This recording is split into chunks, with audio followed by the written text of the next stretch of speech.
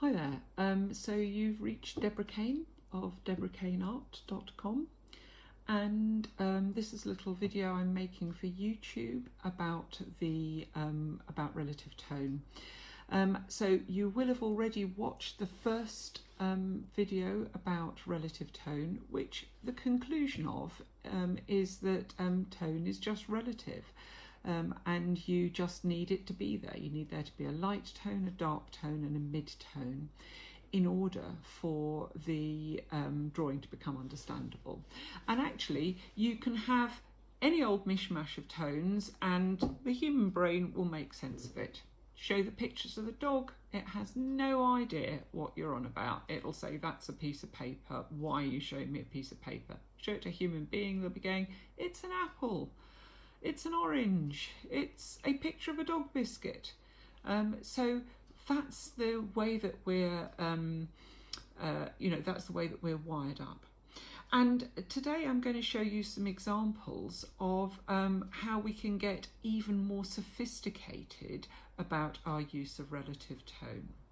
So the first image that I'm showing you is just the standard, exercise that you do in every drawing class, which is the ball, where one bit is lighter and the other bit is darker. And that's the standard tonal story. Actually, it's not really the standard tonal story, is it? Because we can't draw everything, absolutely everything in that way. And so the next example that I'm floating across your screen is the drawing of 3 cubes. And we know that those 3 cubes are 3 different colours because the tones are relatively different on all of those cubes, aren't they? So the first one, we've got a lighter, dark and a mid-tone. Actually, I apologise because I think I've left off a tone off that one, but no matter, let's just crack on with the examples. The first one has a tonal relationship of light, dark and mid-tone. And you know that cube is lighter than the one next door to it because the one next door to it's got a combination of light, dark and mid-tone, but it's relatively speaking slightly darker. So if I show you the first cube on its own and I ask you, is that black or white? Actually, because I've forgotten to add one of the tones, it must be a layer I missed off putting in. I probably drew the layer, but I didn't print it out. But here's the cube. We're pretty certain that's white, aren't we?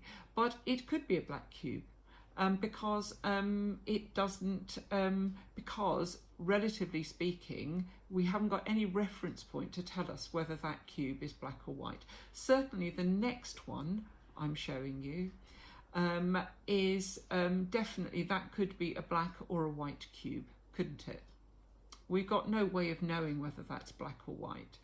And here comes the final one. And the final one, yeah, it is kind of black, isn't it? Because the tones overall are darker. But let me show you this example. This is the example of 2 cubes together. And actually, that could be a white cube and a black cube next door to each other, couldn't it? Because tone is relative. So let's go back to me showing you the 3 cubes. When you've got the 3 cubes together, you're certain that that one in the middle is the grey cube. But when you just see the grey cube and the black cube together, there is a question mark over it, isn't there?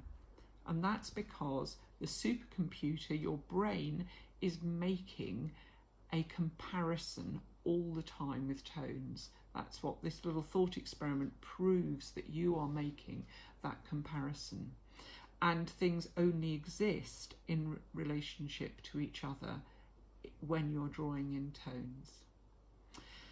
So I hope that clears that up for you a little bit.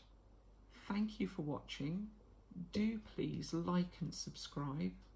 And if you'd like to do one of my drawing courses, please go to www.debreckaneart.com. Thank you for watching.